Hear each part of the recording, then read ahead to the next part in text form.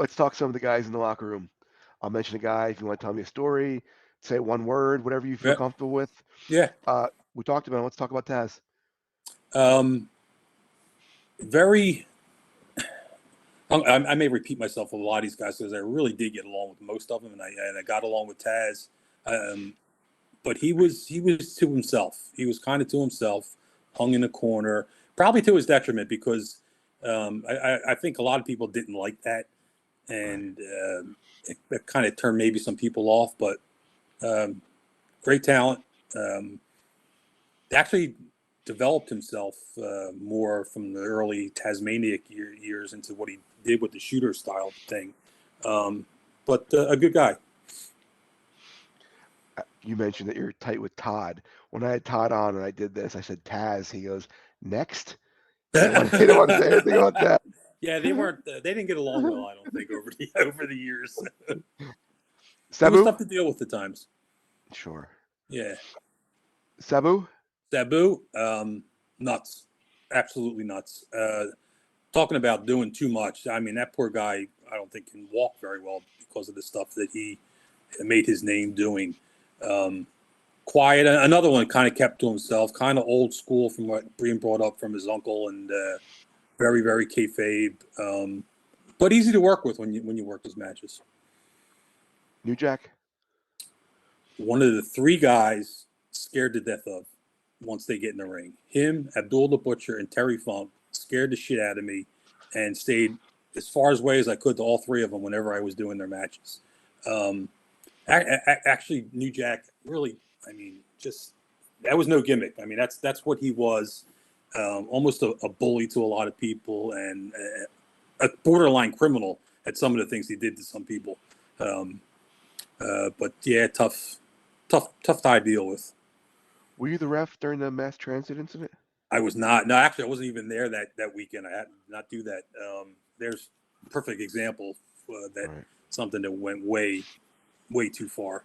I mean, he just didn't need to do what he did. Shane? One of my favorite people in the business. Shane always asked me to do his match. We had some real good chemistry when we worked in matches, and I don't know, it just was always comfortable with him. And smart guy. God, he can talk. Great promo guy. He'll talk your ear off outside of the ring, outside of the ring too. But a super guy that I always got along with. Raven? Another guy. Again, I hate to repeat myself, but he always asked me to do his match. A lot of times, he asked me to do his matches. Another unbelievable mind. If he had his head on straight, probably would have been with WWE his whole career, either behind the scenes or as a character. But he was very stubborn, very set in his ways, and he was right no matter what you told him. Yeah. Bubba? A little difficult at times. Bubba's kind of old school. He keeps that persona on in the locker room, probably more than he really needed to. Good talent, good talker. Just an asshole sometimes, and I think he knows it. Sandman? I've known him act since he started. He was at Joel Goodhart's school. He was one of the students when Joel first opened there. Probably one of the luckiest guys in the business ever.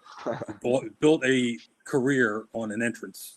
Right. Not the greatest wrestler in the world. I mean, he could brawl.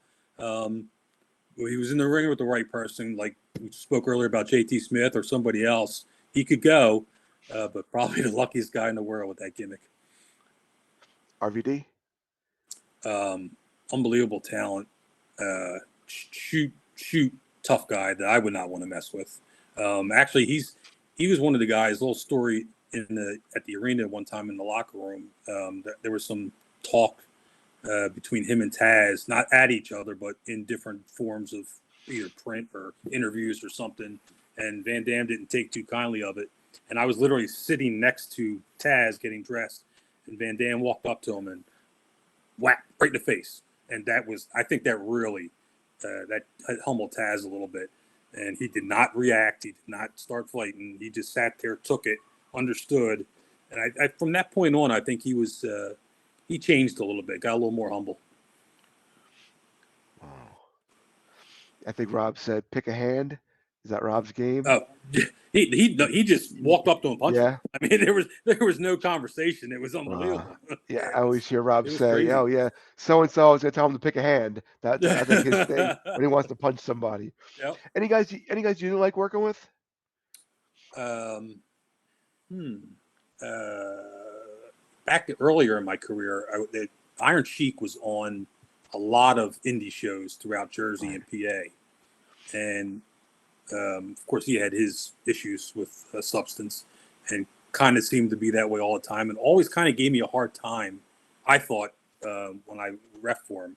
In fact, when I did early WWF shows through the Athletic Commission before they had their own contracted guys, he was there with. Well, again, Wildwood, another Wildwood story. It was him and Nikolai versus Corporal Kirster and somebody else with a USA gimmick. I can't remember who.